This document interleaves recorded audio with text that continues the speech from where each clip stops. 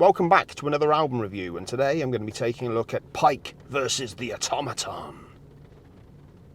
I don't know why I'm pausing there, I'm not going to go to any music now or anything. Yes, Matt Pike finally gets around to doing a solo album, a long-awaited solo album. I think people have been waiting for this for a long time, hence long-awaited. That makes sense, doesn't it, to say things like that. Of course, he's best known for his work with Sleep and the mighty High on Fire. High on Fire are definitely one of my...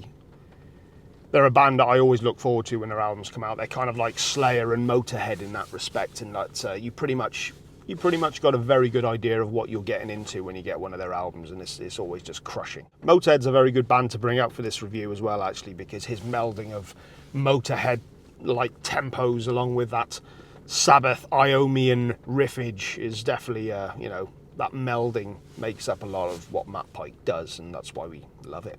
This album was conceived during lockdown, like a lot of albums over the last couple of years. Matt Pike was pretty much bouncing off the walls, just going crazy. And I think a friend of his, John Reid, who was the former drummer of a band called Lord Dying, had recently moved close by. I think he was drumming for his wife's band, so his drum set was already set up at his house. So basically when the time arose, they just started jamming together and started coming out with a lot of the stuff that we hear on this album. There's quite a few guest musicians on this album as well, so let's just go through a few of them. So we've got Ailsa Mosia Pike, who I assume is Matt's wife. It's because it's Pike, I keep saying Mike. Chad Chief Hartgrave, Brent Hines, of course, from Mastodon, Steve McPeaks from West End Motel, Josh Green of El Cerdo, Ton Purdett, Tragedy, and Jeff Matz, of course, who is the bassist for High on Fire, and of course John Reid. Just a quick explanation for the title of the album. I'll just read out something that Matt actually wrote himself here, said in an interview. The Automaton in Greek mythology is the big robot that's the guardian of the gods, basically. It's a soulless big machine named Talos, the big machine that's working against mankind at this moment. In Jason and the Argonauts have to battle this big machine guy that protects the island. Basically what the album title is saying, metaphorically speaking, is it's Matt Pike versus the world. There's also a lot of stuff about Sasquatch and aliens and reptiles and, usual sort of stuff. For Matt Pike, anyway.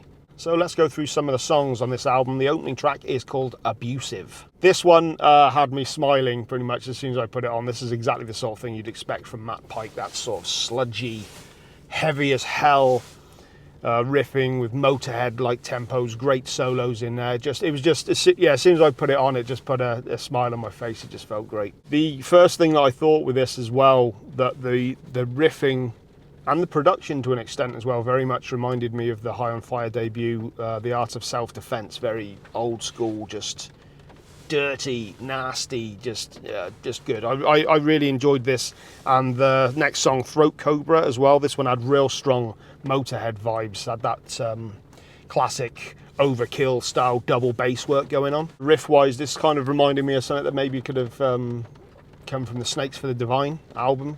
Just fucking great riffage. I really enjoyed this one. Exactly the first two songs, I don't know why. The first two songs were exactly what you would expect and love. Next up we have Trapped in a Midcave. This again was that classic sludgy Sabbath riffage, but this time we had a bit more psychedelic infused vocals. There was kind of the vocals were very psychedelic. There was an interesting choice in terms of percussion on this one. There's this kind of, I don't know if it's a cowbell or something, but a tung, tung, tung, tung. It was very piercing. At first, when I was listening to it, I was kind of thought there was something wrong with my headphones, and maybe they were popping, blowing out a little bit. But it was a little off-putting at first, but on subsequent listens, I actually kind of got into it and actually did make sense within. The song was actually pretty cool. So I enjoyed this song for the most part. I really enjoyed the riffing on it, but it did go on a little bit too long. It was an 8.5-minute song, and I just felt like it could have just done with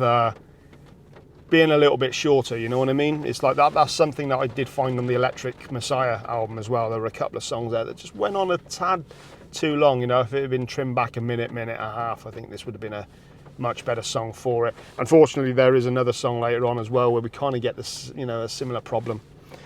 Exposia is the next track. This one seemed really pointless to me. The outro riff of the previous song, they pretty much just which faded out, they pretty much just fade back into that riff again for another minute. And then that's this track.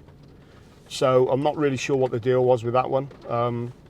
You know, cool, but you know, yeah, I was a bit baffled with that one. Land, however, this one I really liked. This was the second single to be released, and this one features Brent Hines.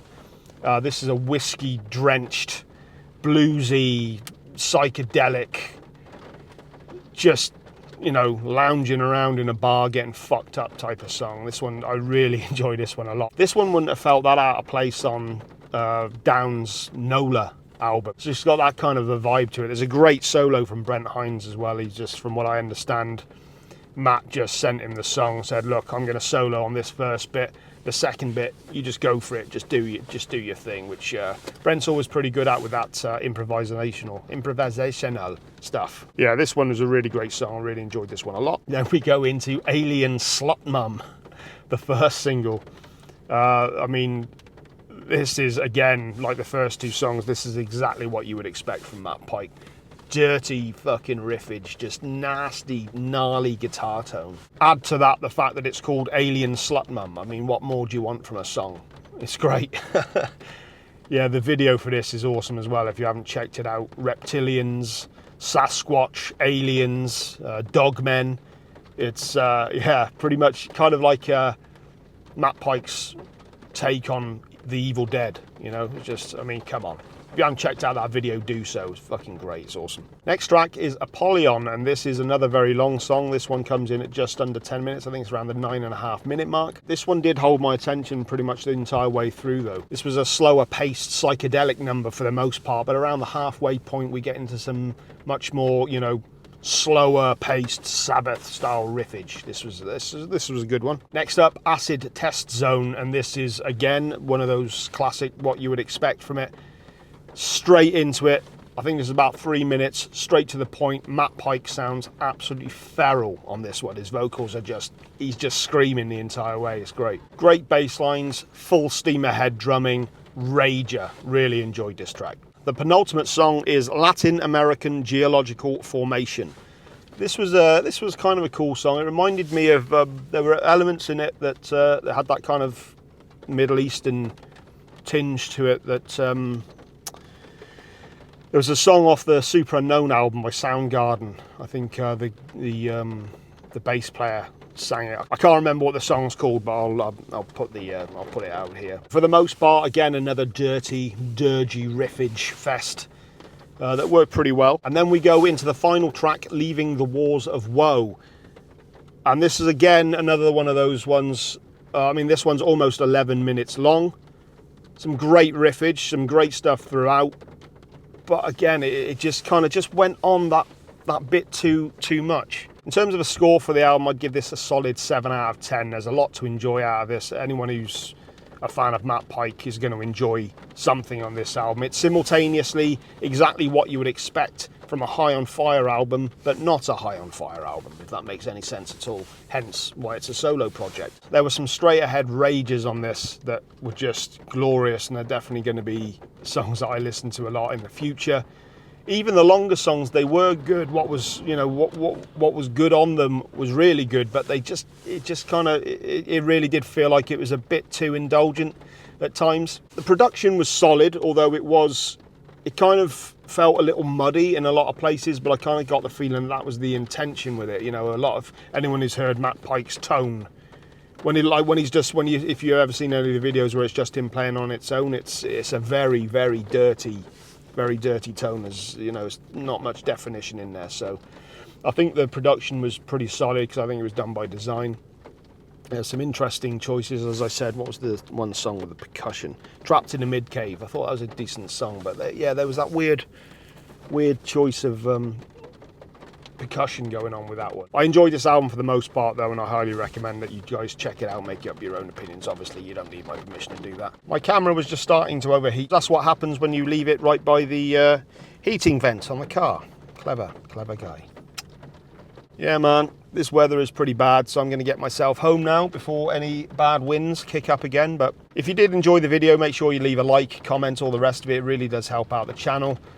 Next week we've got quite a few albums coming out. We've got Corpse Grinder with his self-titled album. That's the one he's been doing with Jamie Juster. Rosalie Cunningham, her new album's coming out. Actually, who else have we got? There was another one as well. And there's also rumours that the Foo Fighters are going to be dropping a very thrash-inspired album. I like the Foo Fighters. I've got no problem with the Foo Fighters. I like Dave Grohl as well. I think they're a solid band. So I know that he's pretty legit in terms of his love of heavy music. Of course, many of you all remember that he did his Probot album many years ago, where he had all sorts of great stars on there. I think he had some of the guys from Voivod. He had Wino, Max Cavalera, all sorts. Lemmy, of course. So, you know, his credentials are pretty up there. I remember he did the drumming as well for a Killing Joke album. I think it was back in 2003. Regardless of what anyone might think, he does have his metal credentials. And yeah, I'll be interested in checking that album out. In terms of videos for the rest of this week, there's not too much else that I'm really interested in reviewing. But I do want to do one of my CD pickups videos, because I've bought so many goddamn albums lately, it's crazy. So yeah, I should start doing that on a regular basis. And also, I haven't forgot the fact that I've still got my 20-ish meaningful albums of my teens video to put out. I filmed it goddamn getting on for 2 months ago now, and I still haven't done anything with it, so that'll be coming out at some point as well. But yeah, these reviews are starting to get a bit more consistent. And hopefully when we get some better weather, I'll actually be able to get out and onto the hills again as well. So, little burp there. For now, I think I'm going to get myself home and leave you guys to enjoy your day. Or not, you know, maybe your life's shit. That was not a good way to end a video. So have a good time. Have a good one.